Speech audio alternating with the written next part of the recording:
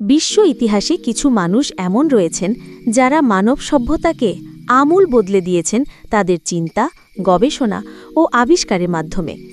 আধুনিক প্রযুক্তির অন্যতম স্তম্ভ কম্পিউটার বিজ্ঞানের গোড়াপত্তন যার হাত ধরে, তিনি হলেন অ্যালান ম্যাথিসন টিউরিং। তাকে যথাযথভাবে কম্পিউটারের জনক বলা হয়।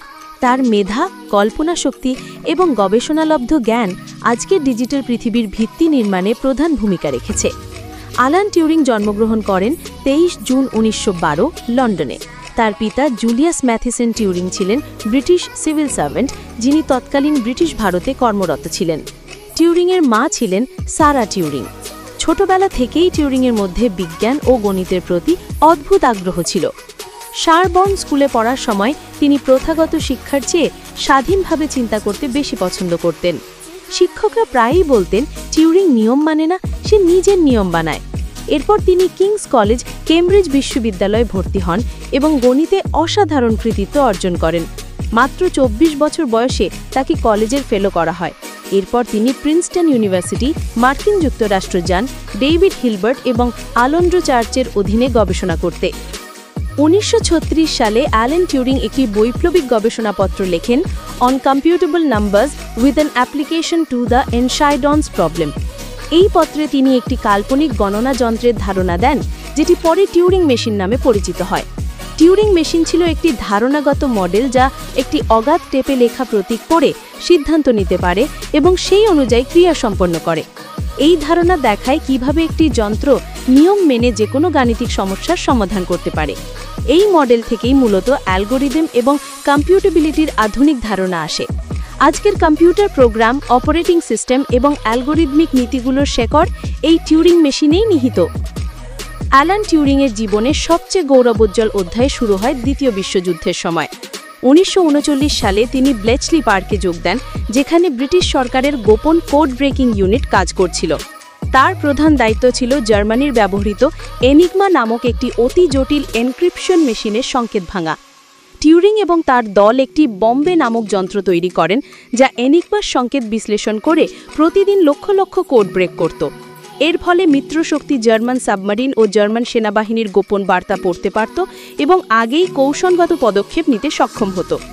অনেক ঐতিহাসিক মনে করেন টিউরিংয়ের এই অবদান যুদ্ধকে অন্তত 2 বছর এগিয়ে এনেছিল এবং লক্ষ লক্ষ মানুষের জীবন বাঁচিয়েছিল। দ্বিতীয় বিশ্বযুদ্ধের পরেও টিউরিং কম্পিউটিং নিয়ে কাজ চালিয়ে যান। তিনি প্রথম আধুনিক ডিজিটাল কম্পিউটারের ধারণা দেন এবং automatic computing engine ACE design করেন। কিন্তু যুদ্ধকালীন তার কার্যকলাপ গোপন থাকায় সাধারণ মানুষ তার নাম জানত না।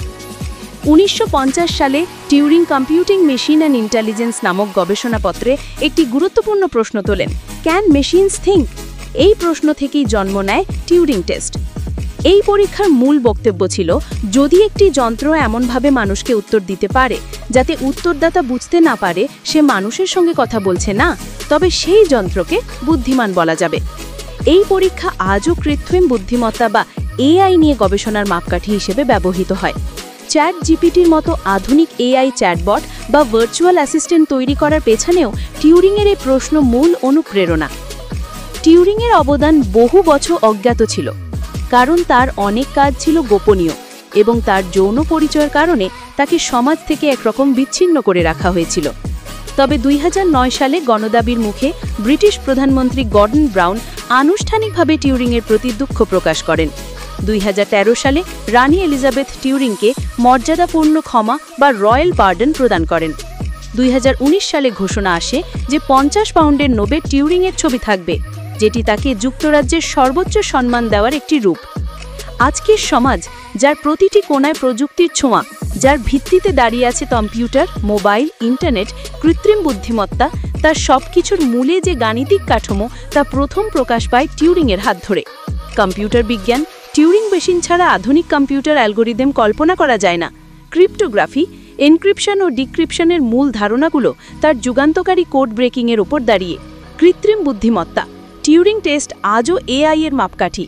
মানবাধিকার আন্দোলন, তার মৃত্যুর পর LGBTQ অধিকার আন্দোলনে তাকে একটি প্রতীক হিসেবে মানা হয়।